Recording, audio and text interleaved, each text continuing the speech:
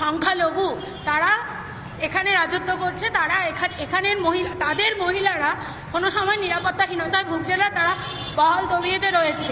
অথচ বাংলাদেশে যারা সংখ্যালঘু আমরা, সেখানে সংখ্যাগুরুরা মহিলাদের ওপর অত্যাচার করছে, মা বোন যাদের চাকরি নিয়ে নিচ্ছে, মা বোনদের নিপীড়ন অত্যাচার, রাতের বেলা তাদেরকে নিয়ে যাচ্ছে, চাকরি থেকে বহিষ্কার করছে। আর সবচেয়ে বড় কথা, সাধু সন্ত যারা ধর্মীয় সব কিছু নিয়ে থাকে, ধর্মের লোকজন, তাদেরকে অনৈতিকভাবে ইল্লিগালি তাদেরকে আটক করে রাখছে বিনা অপরাধে। অর্থাৎ বুঝতেই পারছো যে এই মুহূর্তে যে মিছিল কেষ্টপুর থেকে বাগুইয়াটির দিকে যাচ্ছে, আবারও বলছি রাজারহাট। বেশ অনুপম, সনাতনীরা তারা প্রতিবাদ করছেন, একইভাবে হুগলি শ্রীরামপুরেও প্রতিবাদ গর্জন। ইউনূসের সরকার যেভাবে অত্যাচার চালিয়ে যাচ্ছে, প্রতিবাদ করছেন সনাতনীরা।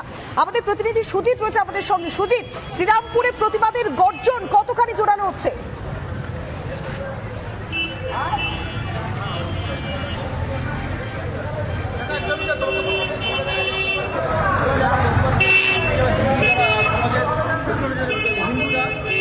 বাংলাদেশের যে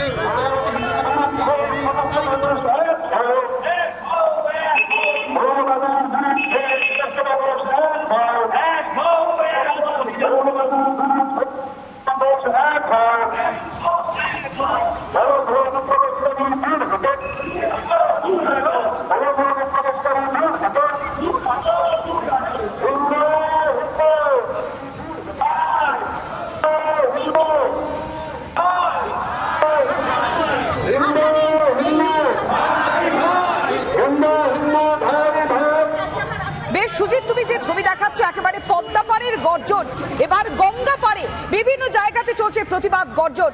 শুধুমাত্র হুগলি নয়, একদিকে যেমন সন্দেশখালী, বিভিন্ন জায়গাতে সব জায়গাতেই চলছে প্রতিবাদ, বাণিজ্য নগরীতেও চলছে প্রতিবাদ। অনেক ধন্যবাদ, সরাসরি ছিলেন আমাদের প্রতিনিধিরা। পরমাত্মানন্দ মহারাজ তিনি কি বলছেন, যেভাবে হিংসার ঘটনা ঘটছে, কড়া ভাষায় তিনি নিন্দা জানিয়েছেন। আগে দাবি চিন্ময় মিশ্র প্রভুকে নিঃশর্তে জামিন দিতে হবে। আমরা দীর্ঘদিন ধরে এই কথা বলে চলেছি, কিন্তু দুর্ভাগ্যের বিষয় যে নির্লজ্জ ইউনূস এবং তার সাঙ্গপাঙ্গরা সেসব কথায় তো কান দিচ্ছেই না।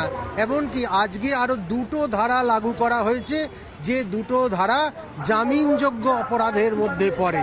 অতএব আমাদের মনে হচ্ছে যে এর পিছনে বৃহত্তর আন্তর্জাতিক ষড়যন্ত্র কাজ করছে।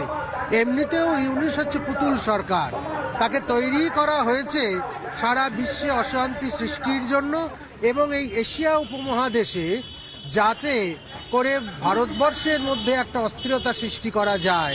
কেননা এশিয়া উপমহাদেশে ভারতবর্ষই হচ্ছে শক্তির নিয়ামক কেন্দ্র। সেই নিয়ামক কেন্দ্রটাকে ছিন্ন ভিন্ন যাতে করে দেওয়া যায়, তার জন্য ইউনূস সরকারকে এখানে বসানো হয়েছে।